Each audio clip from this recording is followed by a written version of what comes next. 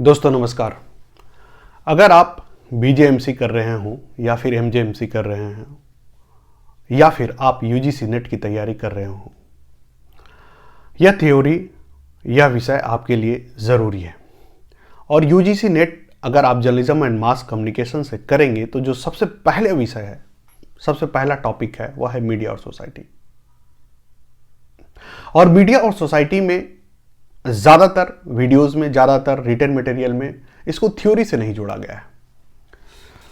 तो जब तक आपको अंदर की जानकारी नहीं होगी, सतही जानकारी से आप यूजीसी नेट जैसे परीक्षा को क्रैक करना आपके लिए मुश्किल हो सकता है। तो आगे आने वाले कई वीडियोस में मैं मीडिया और सोसाइटी से रिलेटेड थ्योरी को बताऊंगा।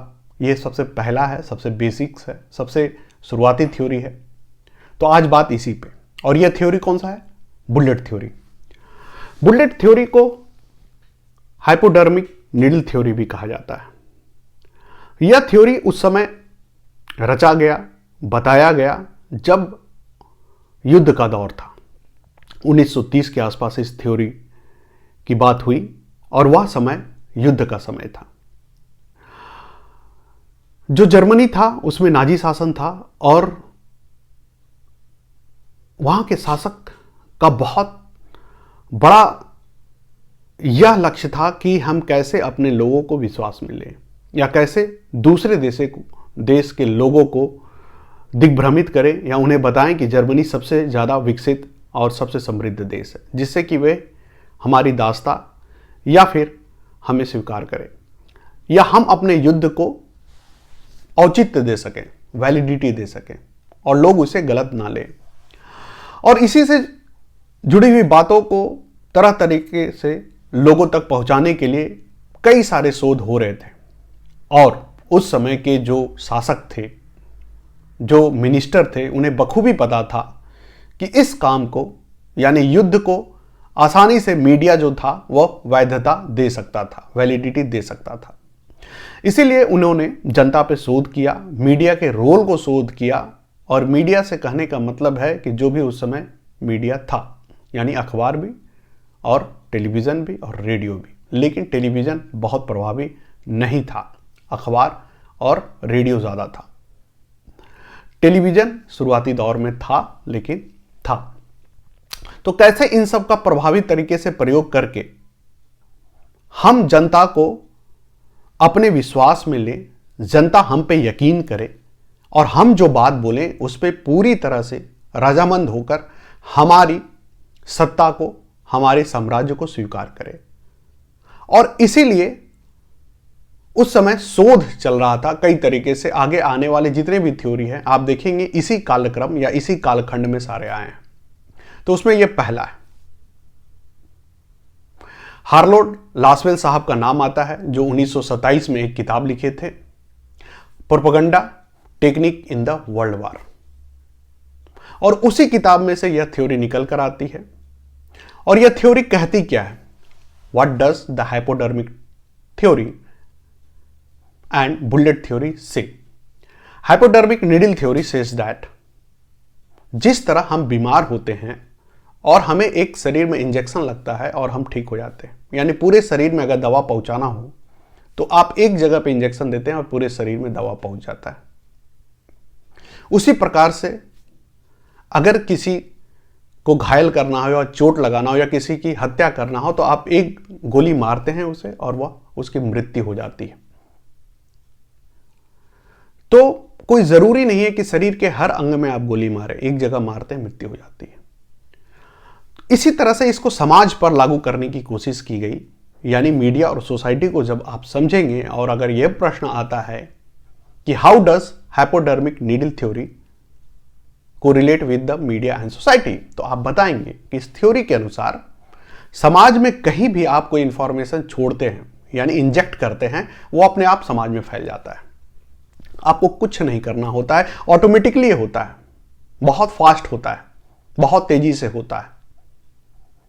और इसमें यह भी बताया गया है, the point that should be noted and that is very important point is that, इसमें यह बताया गया है कि जो संदेश होता है वह डायरेक्ट होता है, सीधा होता है। द मैसेज इज डायरेक्ट, यानी आपको कुछ करने की ज़रूरत नहीं होती है। आप सीधे जैसे बुलेट चलाते हैं, डायरेक्ट चलाते हैं, वो लगता है और असर करता है। आप इंजेक्शन देते हैं, वो अंदर शरीर में जाता है, असर करता है। In the same fashion, in the same manner, the message is direct. And what does it say? It says that the message is direct and it is directly accepted by the user.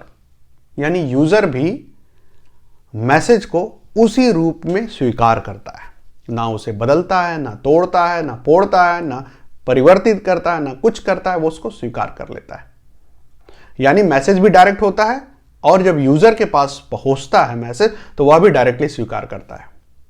इसका मतलब सीधा सीधा यह है कि आप जैसे ही समाज में कोई मैसेज डालते हैं, जो समाज के लोग हैं या पूरा समाज उसको उसी रूप में स्वीकार करता है और उसका असर होता है, बहुत तेजी से असर होता है, बहुत कारगर असर होता है। और आप जो सोचते हैं, आपके मैसेज का जो उद्देश्य होता है, आपके संदेश का जो उद्देश्य होता है वो पूरा होता है, आपका जो लक्ष्य है पूरा होता है। तो हाइपोडर्मिक नीडल थ्योरी यही है।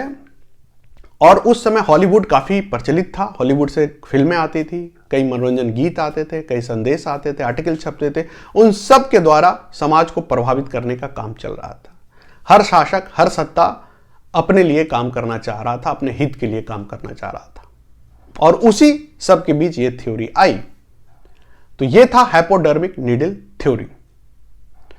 इसमें 2-3 बात बहुत महत्वपूर्ण है कि मैसेज सीधा होता है, डायरेक्ट होता है, और जो व्यक्ति होता है, समाज का जो व्यक्ति होता है, वो पैसिव होता है। Passive means they are born to receive the message. वह इस प्रतीक्षा में रहते हैं कि कोई मैसेज आए और वह उसे ग्रहण करे।